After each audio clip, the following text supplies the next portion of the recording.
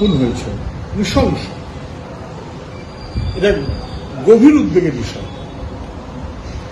আমি নিন্দা করছি, কেন এই ধরনের খুন ঘটবে? তৃণমূল করলে তাকে খুন হতে হবে, এটা কেন?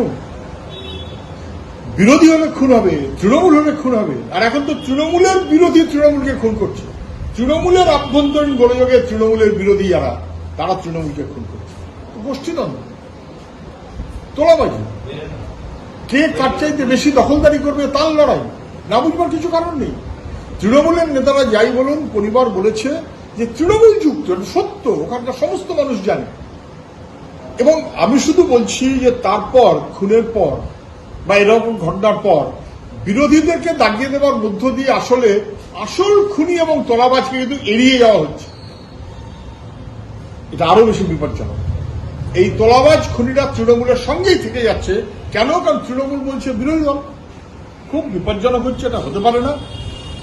ভাঙর সেই ভাঙরই আছে, মরছে তৃণমূল, মারছে তৃণমূল, গোটা রাজ্য জুড়ে তাই চলছে।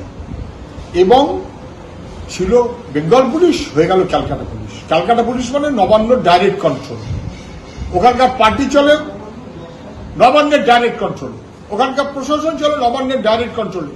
তো কলকাতা পুলিশ থেকে লাভ কি হলো? ইঞ্চিতে ইঞ্চিতে পুলিশ আছে, তারপর খুন, রাহাজানি, বোমা, তোলাবাজি, ভাঙচুর রোজ হচ্ছে। ফলে কলকাতা পুলিশ ব্যর্থ।